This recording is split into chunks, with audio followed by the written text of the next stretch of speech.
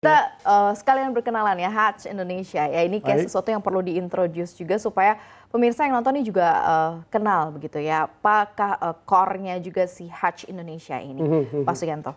Baik, terima kasih Mbak atas kesempatannya ya. Jadi Hatch itu adalah perusahaan global ya Mbak ya. Kami berkantor pusat di Toronto, Kanada. Kami memberikan jasa layanan engineering, desain, dan juga teknologi supply. Juga construction management khususnya untuk proyek-proyek di sektor pertambangan dan sektor energi. Oke.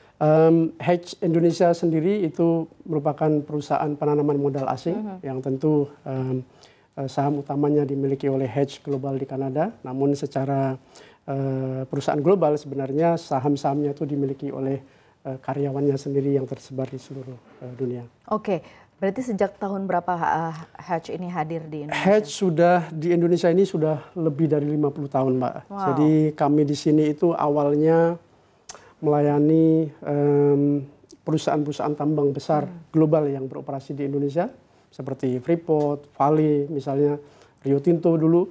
Dulu kita melayani mereka, tapi kemudian di tahun 2008, kira-kira hampir 18 tahun yang lalu, itu kita mendirikan PT Hatch sebagai perusahaan nasional di Indonesia yang awalnya kita harapkan untuk melayani klien-klien lokal, lalu kemudian kita semakin dikenal di industri pertambangan di Indonesia, lalu layanan kami pun semakin banyak melayani klien seperti Adaro, Arutmin, Antam, dan lain-lain, sehingga bahkan PLN itu yang di luar pertambangan. Termasuk adalah klien yang pernah diatakan juga oleh Hatch gitu ya, selama Hatch ada di Indonesia berarti Pak. Betul, ya. Ya. Berarti kalau dilihat dari sisi bisnisnya ini kan ke EPCM, benar ya Pak ya? Engineering. EPCM, ya. Kemudian juga ada construction juga di dalamnya begitu ya. Melihat tadi angka, kalau kita ngomongin dan sangkutkan sedikit tentang performa di industri pertambangan yang belakangan ini justru tidak menjadi kontribusi utama pertumbuhan ekonomi kita di kuartal 3 ini, seperti apa teman-teman di lapangan merasakannya gitu ya, khususnya di kuartal 3 ini?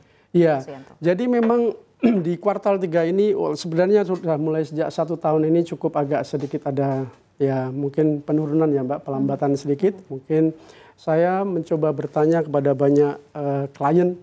Mereka semua rata-rata mengatakan bahwa menunggu kebijakan pemerintah dan juga karena kondisi market global ya.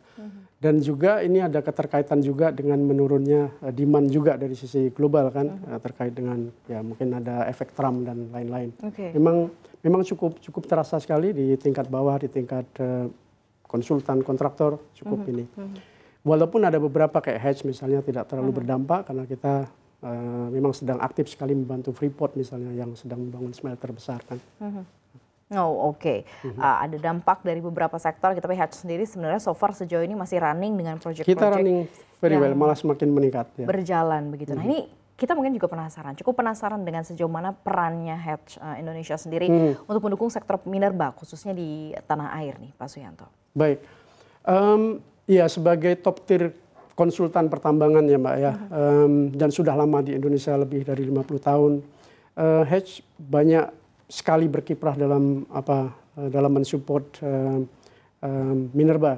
Sebagai contoh yang paling konkret saja misalnya di tahun 2012-2013 itu kita membantu pemerintah Indonesia dalam proses akuisisi aset PT Inalum. Satu-satunya aluminium smelter yang beroperasi di Indonesia lebih dari 40 tahun sudah, ketika itu masih dimiliki dan dikuasai oleh perusahaan-perusahaan Jepang.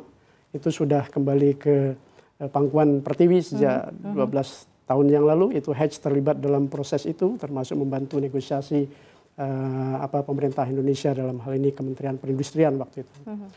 Lalu yang paling barusan itu tahun lalu kita membantu Mind ID selaku holding company untuk industri pertambangan di Indonesia ya, yang membernya Vale, Antam, Inalum dan segala macam. Kita membantu proses akuisisi saham Vale.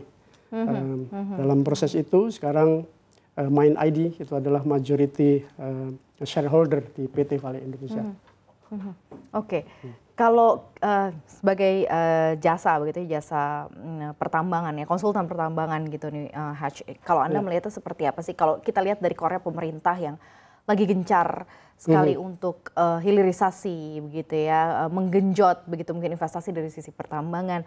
Anda sendiri melihatnya seperti apa? Mungkin dari sisi opportunity, kesempatan Indonesia.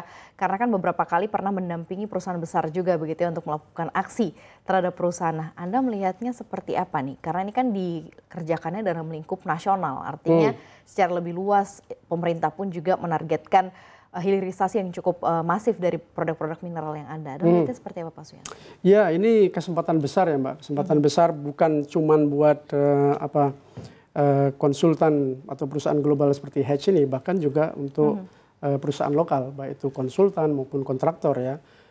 Buat konsultan atau kontraktor lokal misalnya, ini kesempatan besar untuk bisa berkolaborasi, belajar, dan melakukan alih teknologi dengan partnernya perusahaan internasional yang diharapkan suatu saat nanti bisa mempunyai kemampuan untuk terlibat, berinovasi, dan membangun sendiri proyek-proyek besar dalam kaitannya dengan hilirisasi seperti itu.